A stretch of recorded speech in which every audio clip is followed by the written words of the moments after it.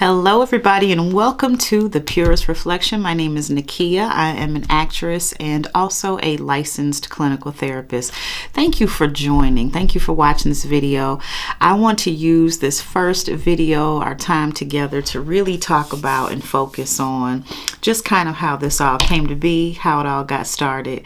So I want to just take you on a little journey, little story time.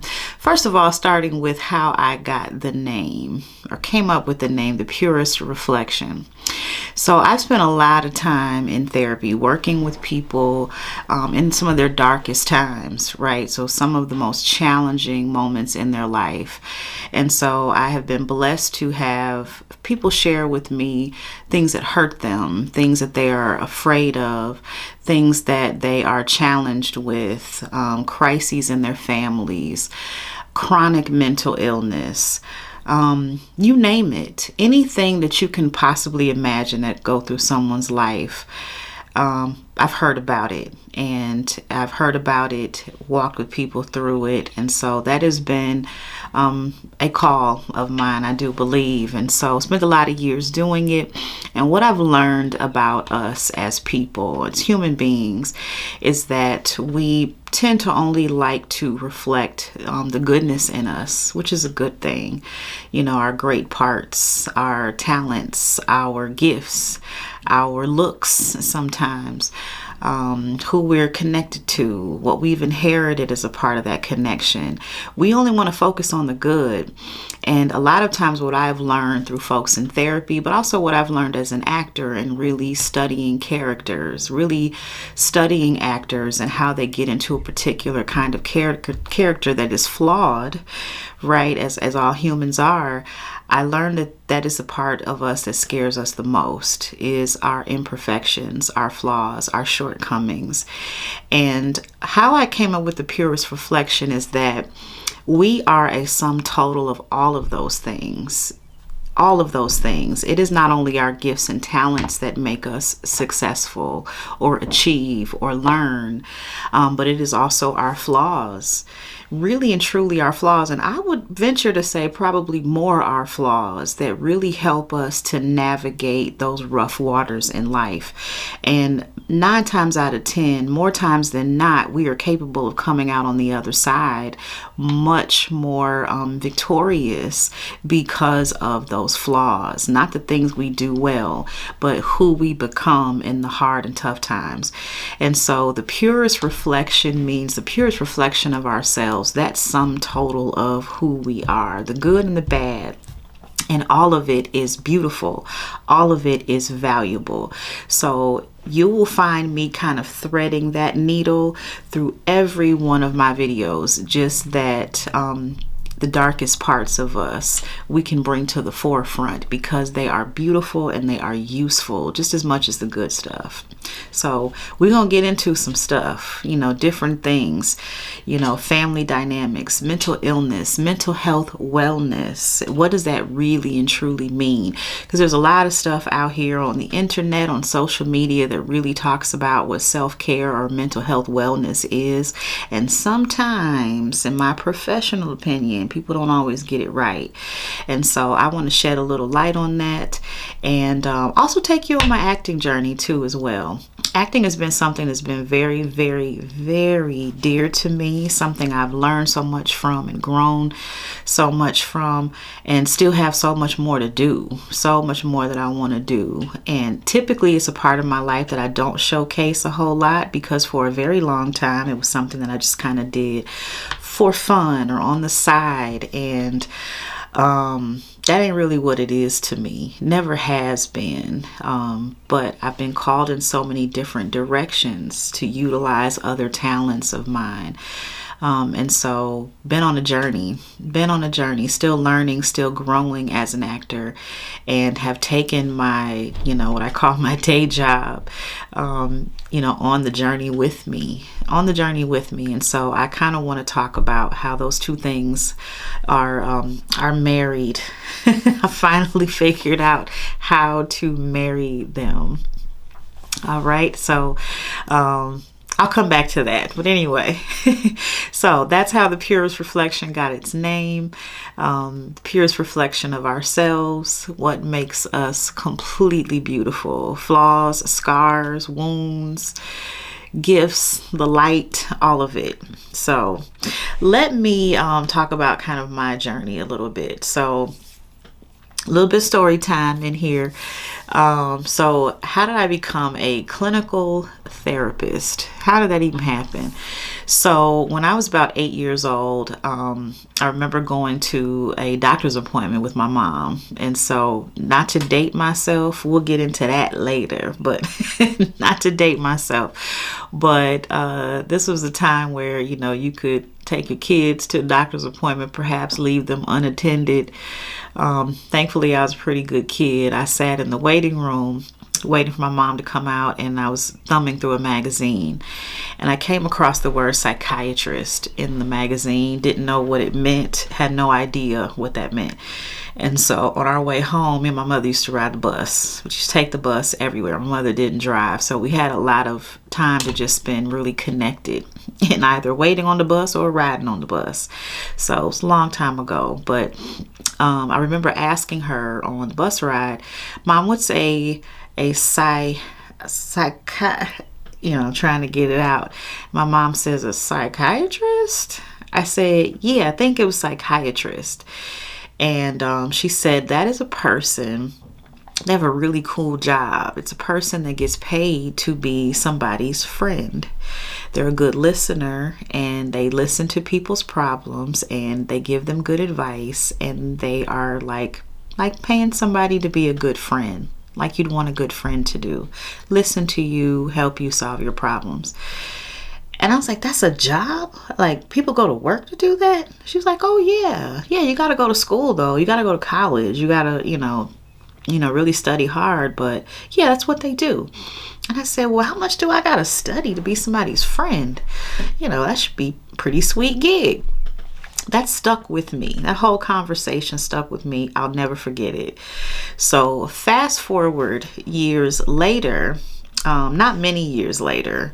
So let's say about 4 or 5 years later, I'm about 12. I was 12, almost 13. And I did a play in middle school.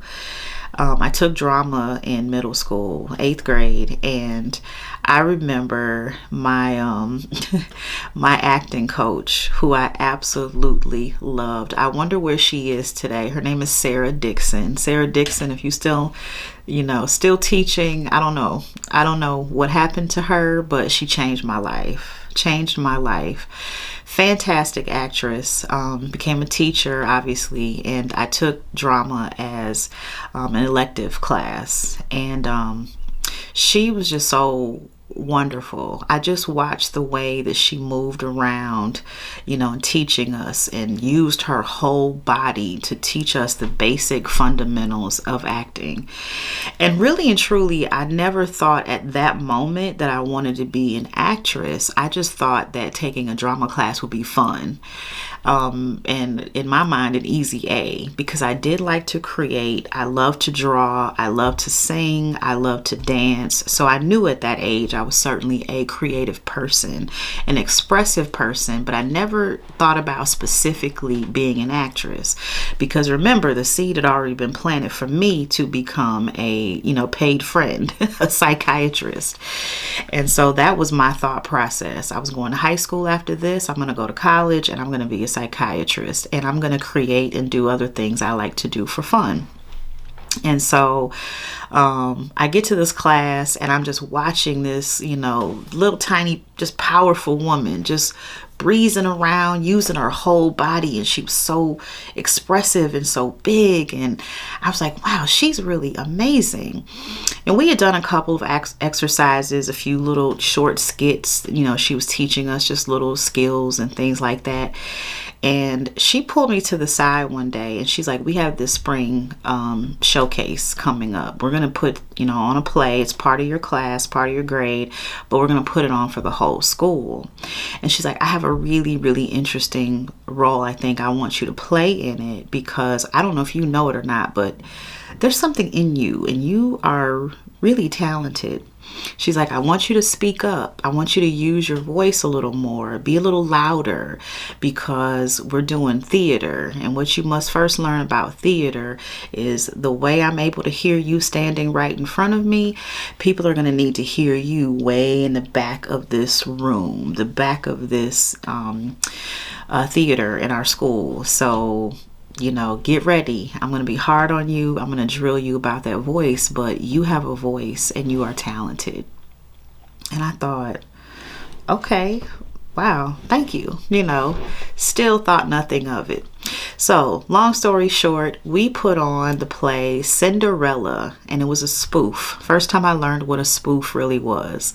And I got cast as the fairy godmother.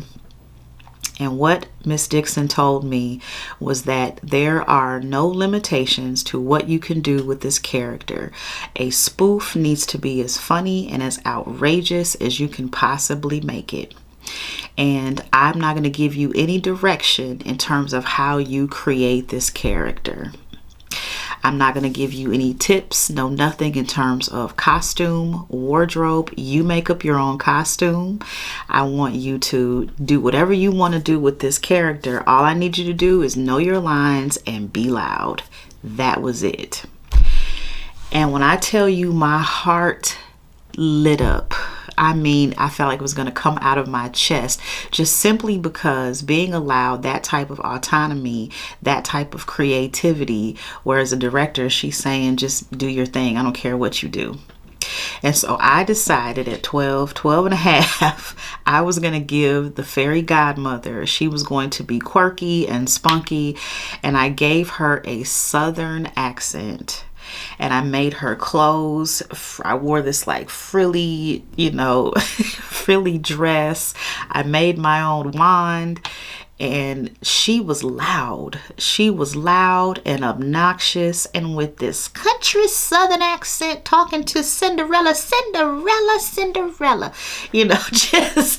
She was ridiculous. And so I thought, this is going to be crazy. The whole school's going to laugh, but I don't care. This is going to be so much fun. So much fun. And as it turned out, the day we did the play, the whole school, teachers, whole school body of kids, everybody, our principal was there.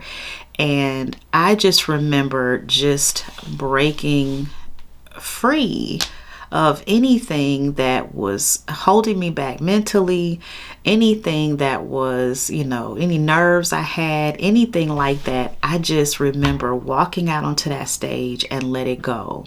And I remember the feeling of when the lights hit me. And something electrifying happened inside of me that I cannot explain. I think only other actors know what I'm talking about. Other people can only just imagine. But I felt that feeling at 12. And in that moment, I said, I think I want to be an actor. Like, I love the way this feels. And I love the creativity of it. I loved creating characters. I wanted to do that over and over and over again. And I was a big TV watcher as a kid because I was, a latchkey kid who stayed at home a lot alone. And so I watched a lot of television, studying television characters and watching their nuances. That was already kind of something that was a part of me, but I just thought that was just, I was just a weirdo kid who paid attention to things that most people didn't pay attention to. And I loved it. And so that felt more authentic to me. That whole process and how much I loved it and enjoyed it felt really authentic to me. And so it took off from there. I remember from that day to the end of the school year, kids would stop me in the hall and be like, do the fairy godmother, do the fairy godmother. And it was amazing. It was amazing. And something that I wanted. I wanted that hit, that feeling over and over and over again. And so I remember going home and I remember telling my mom that I wanted to be an actor. Interesting conversation. Hold on, y'all. I gotta come back.